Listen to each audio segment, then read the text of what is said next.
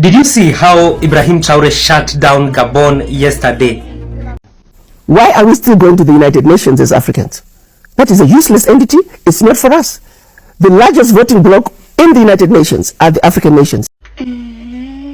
Ibrahim Traore, the giant of Africa, the president of Africa, the king of Africa, he shut down Gabon.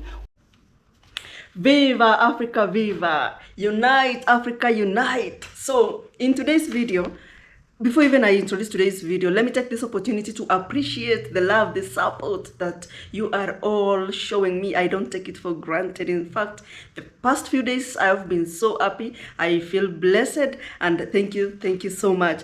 So in today's video, we are going to talk about a couple of things, and one of them is about this bold, strong, the Iron Lady. I mean, Arikana, something like that. Arikana Chiombori, a very bold lady from Zimbabwe. She has once worked at the African Union as an ambassador, and while she was there, all she could see was Africa being suppressed, and she didn't like it. Unfortunately, she was fired because, she was speaking for Africa. Unfortunately, again, there was no representatives in this particular, the United something council and all that and all this. I mean, the representation was so little that she couldn't even do anything. Anyway, nowadays she's here spilling wisdom to us. We are learning so much, and some people are like, I wish she could even have mentored some, or she mentored some. So apart from that, we're going to talk about this particular issue that she came out and said about Niger now being a 300 billion, economy, generating it from uranium, from, a 1 billion one when they were under France. So we are going to look at, this African map and all the raw materials that we have there: uranium, diamond, gold, oil. I mean, just to show you that Africa, we don't really need the West. It's the West that needs us, but will they ever allow us? And that is why there was this beautiful, amazing, magnificent economist called Howard Nicholas. What he has been doing is to come out with thought-provoking speeches just to awaken Africa, and I think I'll not be talking about so many things. Another one is to discuss about the president of Gabon, who was just recently inaugurated, I mean, just yesterday. And Burkina Faso was invited. Of course, when we talk about Burkina Faso, Ibrahim Traore, oh my God, the president of Africa. So this guy, he didn't attend, yes, but he sent his representative, a minister, and his presence was felt. The reaction, oh my God, it took over the center stage. Imagine the effect of Ibrahim Traore. So those are some of the things that we are going to talk about in today's video. And since I want us to listen to these videos first, can I give you an opportunity, or let me give us an opportunity? We listen to these videos, and then now I finally come up with an analysis, an in-depth analysis, about all these things that have already been said. I think I'll be doing justice by doing that. So let's watch the video, and then after that we come back and start discussing point by point by point. Welcome. Let's jump into the video. They went from realizing about $1 billion in uranium resources to over 300 billion a year. We need to look at what's happening in Burkina Faso, Niger, and Mali. President Traore is standing up. He is saying the natural resources in Burkina Faso, they belong to the people of Burkina Faso. Niger is doing the same thing. Mali is doing the same thing. Every leader must look at what's happening in the Sahel nations. If I may use the example of what happened in Niger when the government decided they were going to take over the mining of their uranium. The French companies that were mining the uranium were paying the government 80 cents a kilo for the uranium, and then turning around and selling the uranium to the rest of the world at 200 euros a kilo. So that one move from the Nigerian government to say we are now going to take ownership of our own uranium. We need Africa to be impoverished because we need those raw materials and we need them dirt cheap. If Africa does do something different, I assure you, living standards of all those in Europe and North America is going to fall. Okay? And that is a big price to pay. I assure you that the West is not going to allow that without a big fight. We give them aid. Aid for what? Actually, we give them aid to keep repressive regimes in power. All the hypocrisy about transparency and democracy and bullshit like that, it's all bullshit. Why are we still going to the United Nations as Africans? That is a useless entity. It's not for us. The largest voting bloc in the United Nations are the African nations. We don't ever sit on the table. Why do we go there? We go to the United Nations to vote on their issues. They pay African countries, or vote with us on this issue, vote with us on this issue. We have no business going to the United Nations, period. We need to tell Secretary Guterres, thank you very much, but we're no longer going to attend United Nations. It's not our entity. Until we have true representation there. Goodbye. Right. And it's true with every engagement with the West. Right. For example, Zimbabwe and many other African countries, the remains of our ancestors who they murdered are still sitting in jars in their countries. Why are we going to engage them? Right. We want those remains returned with repercussions. Right. Until that's happened, everybody from your country out. If you were former Portuguese colony or Portuguese, get out of my country. I love it when, remember when there was this rift between President Mugabe and Prime Minister Tony Blair. And Blair was like, we're coming to take all the British out of Zimbabwe, we're airlifting them. And the response President Mugabe was, listen, I've given all my police and military that if you see any British citizen that wants to get out, escort them to the nearest exit point. Get out. If we can just make that position, your government is abusing us. Your government is refusing to give us back our ancestors, the remains of our ancestors who they murdered. Your government is refusing to give us back our artifacts, precious artifacts, priceless, that they stole. Until these wrongs, these blatant wrongs are righted, every British citizen get out. Every Portuguese citizen get out. Every German citizen get out. Let's see how quickly things will change. Move from there. It is those citizens who are going to now go to their government and say, we didn't know you were doing that. Let me make this point clear. The citizens do not know of the crimes that are being committed by their governments. So let's put the power back to the people. Let's remind the people that every constitution starts with we, the people. So let's make those citizens, they must succeed in their civic duties. We, the people, are the ones who are failing. Let's come together. Let's understand the issues. And so for those of us who are elders, who are in the know, we have a responsibility to educate and inform. Once the citizens are empowered with knowledge and the understanding of what is really going on, I do know for a fact, the average citizen of the world wants a righteous world, a world that is free of hate, racism, bigotry. That's what the average citizen wants. Ibrahim Traore, the giant of Africa, the president of Africa, the king of Africa, he shut down Gabon without his presence. So yesterday it was the president of Gabon inauguration where he invited a lot of African presidents. But Ibrahim Traore wasn't present, but he sent his minister. So once they mentioned Ibrahim Traore's name, the crowd went crazy. The standing ovation was crazy. I have never seen. Ibrahim Traore is loved. And that was the message. So the people of Gabon sent a message to the president by telling them, hey, you know what? You need to be like Ibrahim Traore. Because you can't tell me nothing. The crowd went crazy. What do you guys think? Let me know.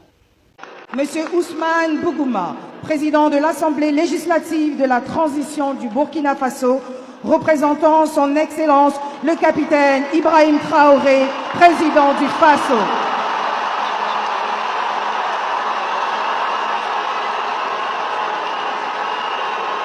Ibrahim Traore and Emmanuel Macron, they were invited in Gabon for the president's inauguration, and you won't believe what happened. You all know what have been going on with Ibrahim Traore, with the coup attempts, everyone trying to take him out, and all these people, they have not stopped yet. So he was not able to go for that inauguration, but he sent a representative. So when the president was introducing people and it reached to Ibrahim Traore, let me tell you, people, they started shouting, my president, my president. All the other presidents, they were so shocked because it did not happen like that when it was their turn. But when it's Ibrahim Traore's turn, everybody's shouting, standing up. And it was not even Ibrahim Traore, it was a representative, but they were so happy. Can you imagine if Ibrahim Traore was there? And then it was Emmanuel Macron's turn. Let me tell you, people, they started shouting, go back to your country.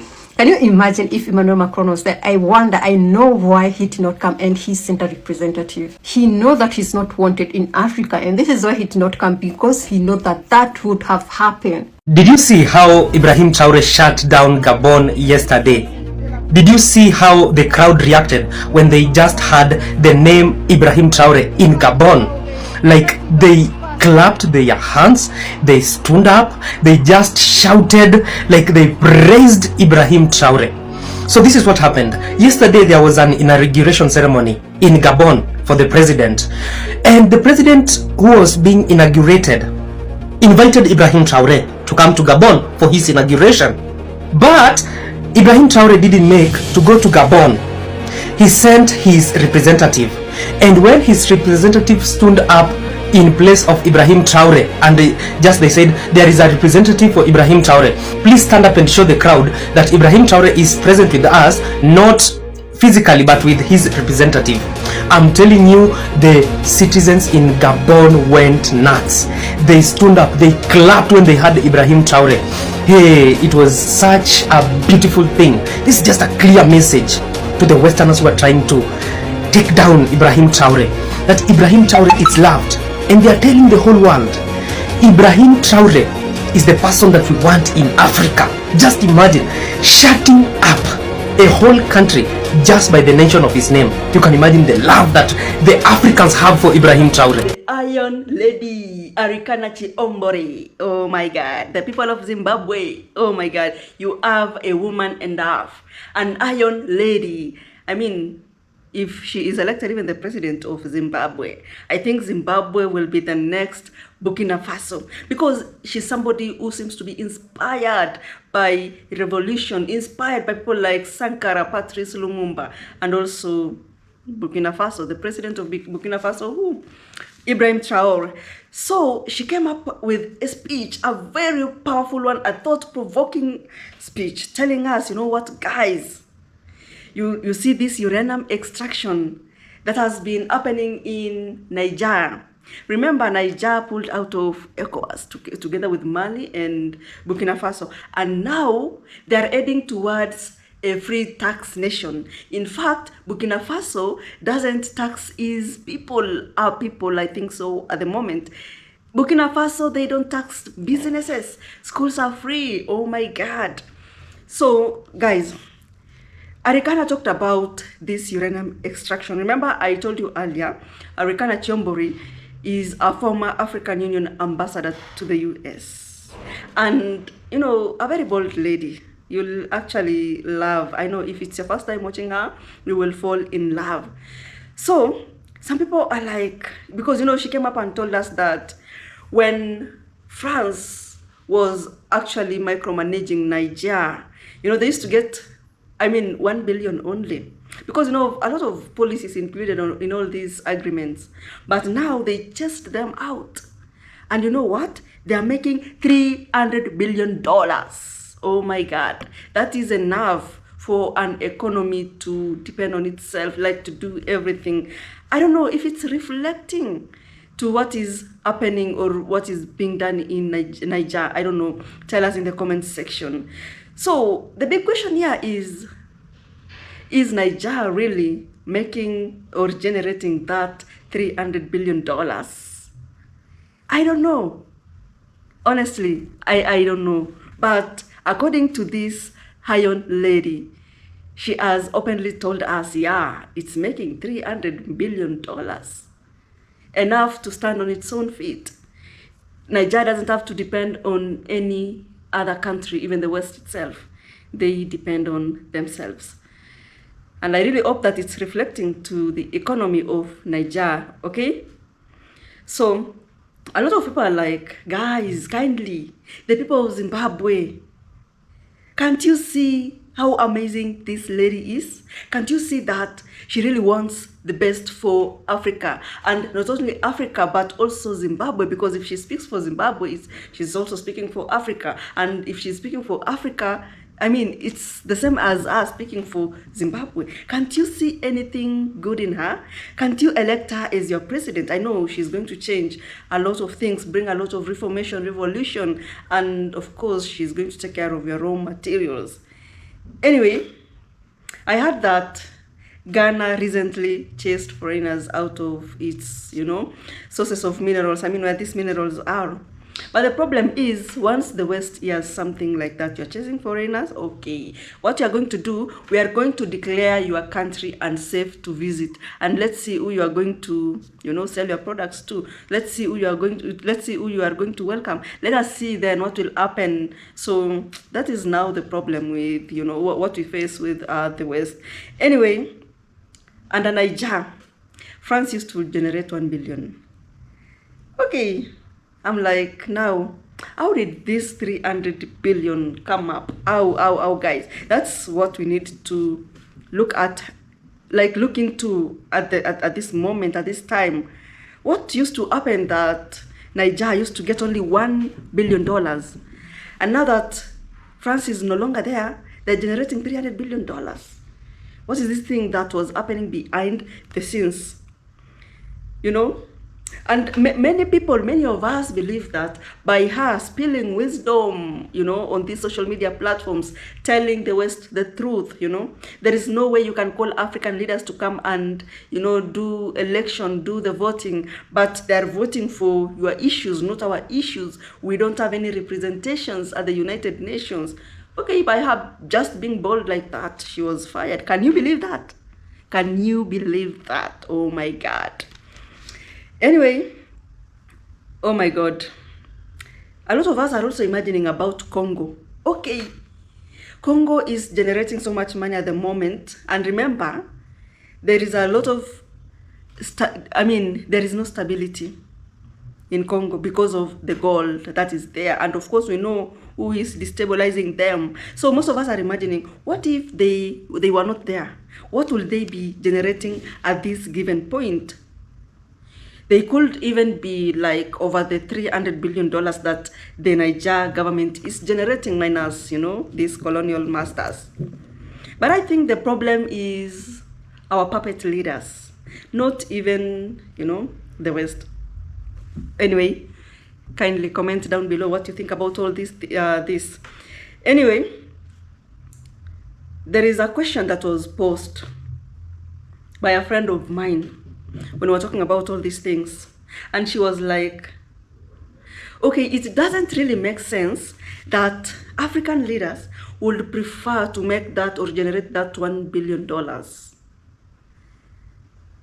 I mean, they will prefer $1 billion to $300 billion. Why? Is it that they fear that once they want revolution, they want independence, the help will reduce, will be cut off, and then, a lot of incitements here and there. But those times are gone. We are in a new generation, and those people that are awakening Africa are the youths of Africa. We are in a very different generation, a generation that, acts quickly, a generation that is open-minded, a generation that believes in themselves. No more slavery, no more religious slavery, no more, colonial slavery. We are awakened at this given moment, The West has done so bad to us. Number one, it has destabilized us. Number two, it has actually stolen so much from us. Number three, we need to know that as much as the West has done all those things, we need to know and be proud that we are a wealthy nation. We are indeed very, very wealthy.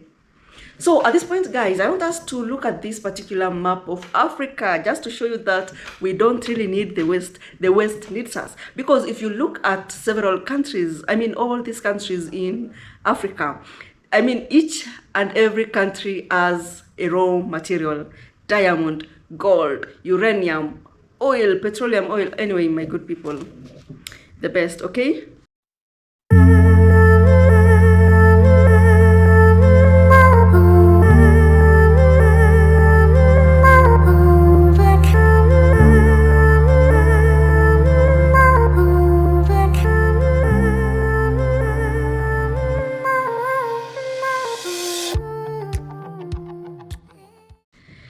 So there is this guy, an economist called Howard Nicholas.